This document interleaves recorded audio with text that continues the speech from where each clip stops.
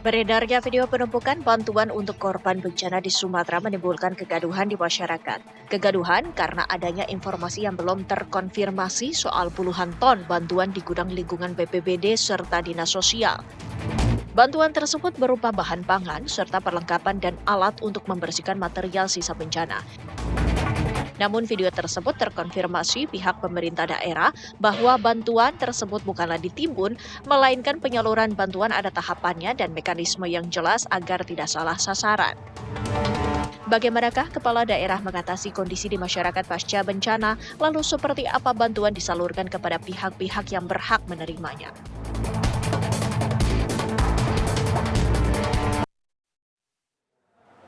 Ya, kita akan langsung membahas dan juga mengklarifikasinya bersama dengan sejumlah narasumber. Saya akan perkenalkan Anda yang sudah terhubung melalui sambungan virtual Zoom. Ada Pak Abdul Muhari, Kapus Datin BNPB. Selamat malam, Pak Abdul. Selamat malam, Mbak Vena. Pak Abdul, kami ingin langsung saja mengklarifikasi Pak, di tengah bantuan bagi para korban bencana di Sumatera terus mengalir, tapi yang beredar di video media sosial ini ada video yang disebut terjadi penimbunan begitu, bantuan bencana. Seperti apa klarifikasi dari BNPB? Ya, saya di sini tidak untuk mengklarifikasi itu ya, tapi saya akan menjelaskan bagaimana proses distribusi bantuan dari posko-posko pemerintah yang kemudian didistribusikan ke pemerintah daerah. Jadi sekali lagi saya tidak akan mengklarifikasi apakah itu penimbunan atau tidak. Oke. Yang pertama, dari kami pemerintah ini kita punya posko utama di setiap ibu kota provinsi, di mana posko yang di setiap ibu kota provinsi ini menerima barang dorongan logistik dari posko utama nasional di Halim maupun barang-barang yang kita adakan di daerah itu sendiri. Misalkan di Medan kita juga belanja kebutuhan bahan pokok, selimut, matras, dan seterusnya. Nah ini kita dari posko nasional yang ada di tiap ibu kota provinsi ada dua skema distribusi. Pertama, kita mendistribusikan ke posko kabupaten kota. Oke. Kenapa? Karena memang posko kabupaten kota ini harus kita isi supaya pemerintah daerah bisa bergerak untuk memenuhi kebutuhan masyarakat yang ada di sekitar pusat pemerintahan atau di kota-kota yang dekat pusat pemerintahan. Ini sangat penting supaya pemerintah juga bisa hidup dan mendistribusikan ini ke kecamatan dan kecamatan mendistribusikan ke desa. Jadi ketika bantuan dari kami sudah sampai ke posko kabupaten kota, maka tanggung jawab pendistribusian itu ada di pemerintah daerah. Dalam hal ini di bawah kendali bupati, wali kota, dan jajarannya. Nah ini memang ada skemanya. Kecamatan kemudian survei ke desa-desa, desa-desa yang masih bisa menjangkau posko kabupaten kota ini dengan jalan darat, kemudian akan membuat list kebutuhan harian yang bisa saja diambil setiap hari buat yang bisa menjangkau ini, atau bisa satu hari, 1 kali 2 hari, atau 1 kali 3 hari. Nah ini tanggung jawabnya ada di pemerintah kabupaten kota. Berikutnya kami di Posko Nasional, bagi mereka warga saudara-saudara kita yang mengungsi, yang tidak mungkin bagi mereka untuk menjangkau posko-posko kabupaten kota ini yang kita distribusi langsung ke titik-titik pengungsi dengan jalur udara, seperti yang tayangan visual yang kita lihat ini. Ini kami tidak melewati posko kabupaten kota, tapi langsung ke titik-titik pengungsian, karena memang tidak mungkin bagi mereka yang ada di titik pengungsian ini menjangkau posko kabupaten kota, apakah itu terlalu jauh atau akses yang belum lancar. Jadi kami dari posko nasional itu dua skema. Pertama kami dropping dengan jumlah mungkin lebih besar ke posko kabupaten kota, supaya posko kabupaten kota, bupati, wali kota, dan jajarannya ini bisa mendistribusikan ke kecamatan-kecamatan dan desa-desa. Ini memang skema pengambilan bantuannya ini bergantung dari list yang disampaikan oleh desa maupun kecamatan, supaya nanti yang didistribusikan itu benar-benar sesuai dengan kebutuhan dari warga di kecamatan atau di desa itu.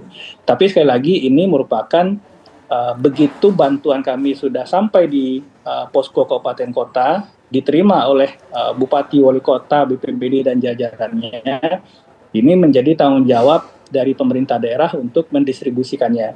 Kami kemudian untuk menjangkau selain dari mereka yang bisa mengakses posko kabupaten kota ini, bagi mereka yang tidak, kita akan jangkau dengan jalur udara langsung ke titik-titik pengungsian. Baik, walaupun Anda mengatakan tanggung jawab ini sudah diberikan ke pemerintah daerah, tapi sejauh ini apakah sudah ada laporan ataupun indikasi adanya kemudian bantuan yang tidak tepat sasaran atau bahkan tersendat, Pak Abdul? Laporan itu tidak ada ke kita ya, dan ini juga terkait dengan bantuan yang di Biren. Ini kan dua pihak kan juga kemudian saling mengklarifikasi ya, dan tentu saja BNPB dalam hal ini kita juga punya tim kita di lapangan dan sudah mengecek kedua belah pihak, dan ada keterangan-keterangan dari kedua belah pihak yang kemudian kita anggap ini permasalahan ini bisa diselesaikan oleh kedua belah pihak. Yang penting kebutuhan masyarakat itu bisa dipenuhi. Prinsipnya seperti itu, Mbak Vena. Oke. Lantas selain tadi Anda menyebutkan pemerintah daerah, siapa yang kemudian bertanggung jawab untuk mengawasi distribusi bantuan di lapangan? Untuk pengawasan, ini tentu saja ada APH ya di lapangan ya, dan dalam proses penerimaan bantuan, distribusi bantuan di daerah itu juga dikawal oleh sejajaran Forkopimda. Di Forkopimda ini kan juga ada kejaksaan di situ, juga ada Polri di situ, juga ada TNI di situ, juga ada pengadilan di situ. Jadi ini buat untuk kami ini prosesnya berjenjang. Jadi kita mendropping bantuan ke pemerintah kabupaten kota, maka ini sudah menjadi tanggung jawab pemerintah kabupaten kota untuk menyebarkan, mendistribusikan ini ke masyarakat yang bisa menjangkau titik itu, baik itu secara langsung maupun melalui skema distribusi kecamatan dan desa. Kita kemudian setelah kita sampaikan ke daerah, kita menandatangani berita serah terima berapa ton yang kita sampaikan dan seterusnya, ini kita berikan tanggung jawab penuh ke pemerintah daerah untuk menyampaikan itu kepada masyarakat mereka. Oke, langkah apa yang dilakukan BNPB agar bantuan tidak menumpuk di satu tempat saja, Pak? Kalau untuk bantuan yang kita kelola, saya sudah sering menyampaikan dalam setiap konferensi pers untuk laju distribusi kita, itu rata-rata kita punya SOP bahwa barang yang masuk ke gudang posko nasional, baik itu di Halim maupun di ibu kota provinsi, itu tidak boleh lebih dari 2x24 jam tinggal di posko. Jadi barang ini harus segera terdistribusi, dan dari sekitar 1,7 ton logistik kita yang sudah masuk ke Halim, ada sekitar 3.200 ton yang ada di Aceh, ada sekitar 600 ton di Sumatera Utara dan sekitar 700 ton di Sumatera Barat. Itu distribusi kita sudah hampir di 91 sampai 92%. Artinya tidak ada barang yang mengendap di posko nasional. Demikian juga dengan yang kita distribusikan langsung ke titik-titik pengungsian masyarakat. Ini juga karena langsung diterima oleh masyarakat yang mengungsi, ini kita jamin sudah pasti sampai ke tangan-tangan masyarakat. Memang yang harus kita lihat bersama nanti, baik itu kami maupun masyarakat tentunya, mari kita sama-sama lihat, awasi distribusi dari bantuan yang sudah kita dropping ke pemerintah kabupaten kota, agar benar-benar nanti ini sesuai dengan permintaan, baik itu yang secara berjenjang desa kecamatan ke kabupaten kota maupun nanti masyarakat yang secara langsung datang ke posko-posko logistik kabupaten kota. Oke. Pak Abdul, ini kan bantuan tidak hanya berupa makanan saja dan juga alat-alat kebutuhan, tapi juga ada bantuan seperti perabotan, peralatan yang dibutuhkan oleh para korban, termasuk juga perumahan. Bagaimana sejauh ini laporan terkait bantuan tersebut? Kalau perabotan itu nggak masuk gudang, Mbak. Perumahan juga nggak masuk gudang. Yang masuk gudang itu adalah logistik dasar permakanan dan non-permakanan. Non-permakanan ini seperti matras, selimut, pakaian, itu yang masuk gudang. Tapi kalau perabotan yang nantinya akan dimasukkan di Huntara, itu nggak masuk gudang logistik. Itu bukan logistik yang kita masukkan ke dalam dropping logistik dari pemerintah. Itu langsung nanti ke tiap-tiap hunian yang sudah selesai dan siap diserah terimakan. Oke, kalau mengenai bantuan makanan dan juga kebutuhan-kebutuhan warga, saat ini seperti apa Pak laporannya? Kalau di kita, tapi tadi saya sampaikan, untuk posko logistik nasional, itu laju distribusi kita itu lebih dari 90%. Artinya buffer stok kita harian itu cuma di sekitar 8 hingga 9%. Nah, tadi yang saya sampaikan, ketika nanti barang ini sampai di kabupaten kota, nah ini yang mari sama-sama kita lihat distribusinya oleh pemerintah daerah.